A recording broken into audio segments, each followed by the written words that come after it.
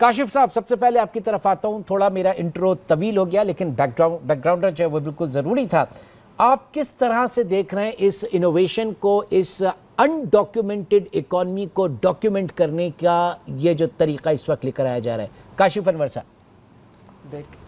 دیکھیں, پہلی بات تو یہ ہے کہ آپ نے صرف یہ کہا کہ ہمارا ایک مسئلہ ہے انڈاکیومنٹڈ اکانومی کا. میں سمجھتا ہوں صرف انڈاکیومنٹڈ اکانومی ہی ہمارا مسئلہ نہیں ہے, ہمارے ایکسپینڈیچرز بھی ایک بہت بڑا مسئلہ ہے. جو آئی پی پیز کا ایشو ہے وہ بھی بہت بڑا مسئلہ ہے, اور ہم صرف اپنے اخراجات کو پورا کرنے کے لیے اور اپنی انکم کو بڑھانے کے لیے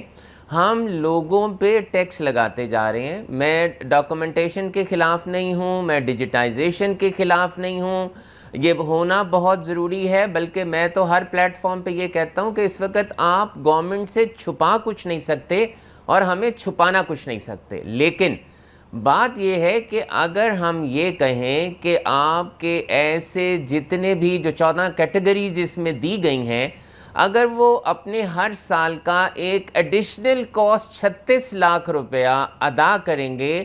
تو میرا سوال صرف یہ ہے کہ کیا اس سے سکولز, اس سے فیسلٹیز, اس سے ڈاکٹرز, اس سے آپ کا ہاسپٹلز, اس کے آپ کے کلینکس, اس کے آپ کی باقی جتنی بھی فیسلٹیز ہیں, کیا وہ مہنگی نہیں ہوں گی؟ کیا وہ انفلیشن نہیں آئے گی؟ چلیں, آپ نے یہ کہا کہ اس وقت بھی جتنی ہماری آن لائن انٹیگریشن ہے, ٹیئر 1 کے ریٹیلرز ہیں, وہ اس وقت بھی گورنمنٹ کے ساتھ انٹیگریٹ ہیں, لیکن اس میں یہ شرط نہیں ہے کہ آپ کو 15 لاکھ روپے کی ایک کاسٹ انیشیل پے کرنی پڑے گی اور 36 لاکھ روپے کی آپ کو ہر سال پے کرنی پڑے گی. بات یہ ہے کہ ہمیں اس بات کو دیکھنا ہے کہ اگر ہم ڈیجیٹائزیشن اور اس کو کرنا چاہتے ہیں تو پہلے ڈاکومنٹیشن کی جائے.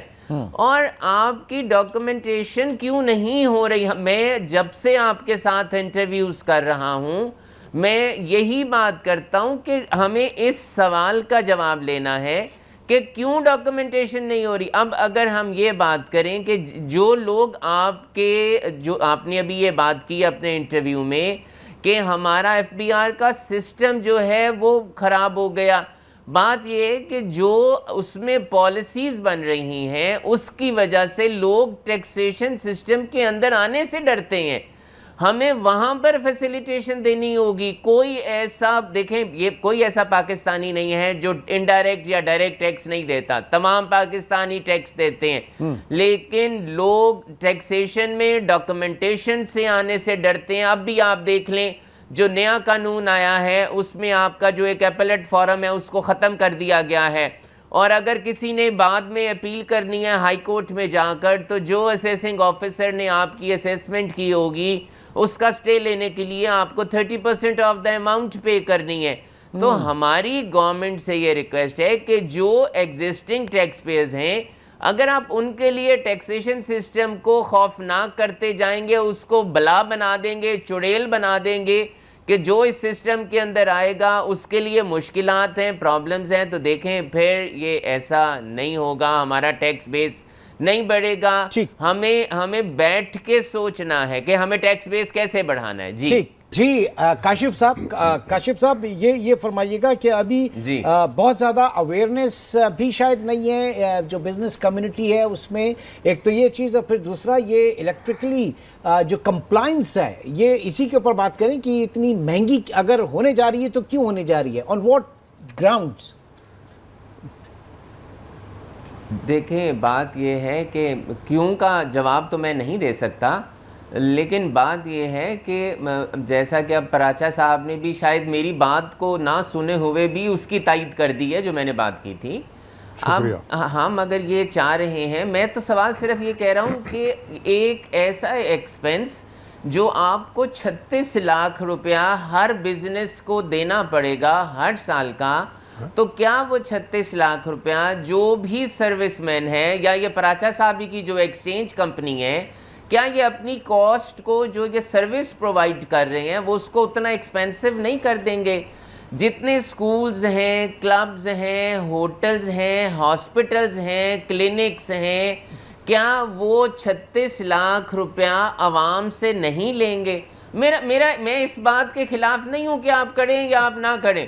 میں تو صرف ایک پوائنٹ یہاں پر یہ اٹھا رہا ہوں کہ اور یہ جو ڈرائیو سروس کر رہے آپ- ہیں یہ جو ہم 35-36 لاکھ کی بات کر رہے ہیں یہ ان میڈیا رپورٹ سے ڈرائیو کر رہے ہیں جو کہ اس وقت پرنٹ میڈیا میں آئی ہیں،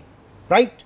جی نہیں یہ آپ کا یہ بالکل ایسا ہی ہے، یہ آپ کے یہ ایس آر او میں ایسے ہے، جو میڈیا میں آیا ہے یہ بالکل ایسے ہے۔ تو میں تو یہ کہہ رہا ہوں کہ دیکھیں میں نے تو آپ کو پہلے بھی کہا کہ میں ڈاکومنٹیشن کے خلاف نہیں ہوں، لیکن میں پھر یہاں پر ایک سوال کرتا ہوں کہ جو ڈیٹا آپ کے پاس ہے ان لوگوں کا جنہوں نے پراپرٹیاں خریدیں اور بیچیں، ایسے 70 لاکھ لوگوں کا جن کے پاس کمرشل میٹرز ہیں، ایسے لوگ جنہوں نے 1000 سی سی سے گاڑیاں خریدی رکھی ہیں، ایسے لوگ جس کو 114 سیکشن کے تحت قانون کہتا ہے کہ آپ نے اپنی انکم ٹیکس کی ریٹرن کو فائل کرنا ہے۔ میں تو پہلے ایف بی آر سے ریکویسٹ یہ کرتا ہوں کہ پہلے ان کو آپ نیٹ کے اندر لے آئیں جن کا آپ کے پاس سارا علم ہے، جو کہ ایف بی آر خود کہتا ہے کہ ہمارے پاس ساری انفارمیشن ہے۔ پہلے آپ اس کو لے آئیں، جب آپ ان کو لے آئیں گے تو اس کے بعد پھر آپ اس کو بھی انٹیگریٹ کر لیں۔ اور آپ نہیں، اور پھر دیکھیں اگر میں یہاں اس پر کے بعد سر سیکنڈ فیز میں میرے خیال سے وہ ٹریک اینڈ ٹریس سسٹم جو لے کر چلا جا رہا تھا جس کا میں اسی کی بات کرنے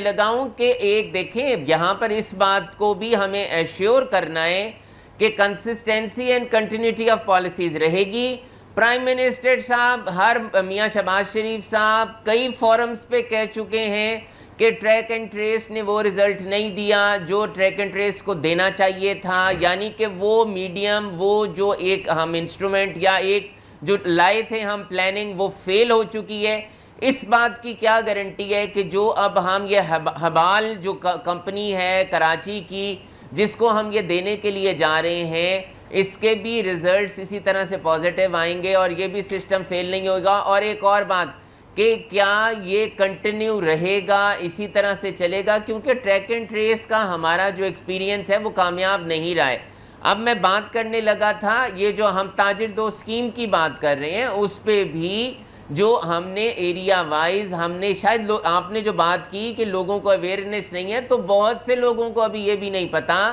کہ جو ٹیکس ان کے اوپر لگا ہے وہ منیمم ٹیکس ہے اور وہ ہر مہینے کا 45,000 روپے تک بھی ٹیکس ہے۔ جن ایریاز میں وہ ٹیکس لگا ہے چاہے 30,000 ہے چاہے 45,000 ہے وہ ان کو دینا ہی ہوگا، وہ منیمم ٹیکس ہوگا۔ تو بات یہ ہے کہ میں گورنمنٹ سے یہ ریکویسٹ کرتا ہوں آپ ضرور یہ پالیسیز لائیں، اسکیمز لائیں، ہمیں ٹیکس بیس کو بڑھانا چاہیے ہے، ایسے انیشیٹیوز لینے چاہیے ہیں، لیکن جو ڈیٹا آپ کے پاس ہے پہلے 100% آپ اس کو آپ انفورس کر دیں، 100% اس کو آپ امپلیمنٹ کر دیں، اس کے بعد دوسرے ایونیوز کی طرف جائیں۔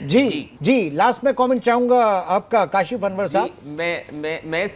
صرف ایک بات یہ کروں گا کہ ہم جو اس وقت ایس آر او 428 کی بات کر رہے ہیں یہ اس نیوز کے مطابق بھی ہے کہ جو نیوز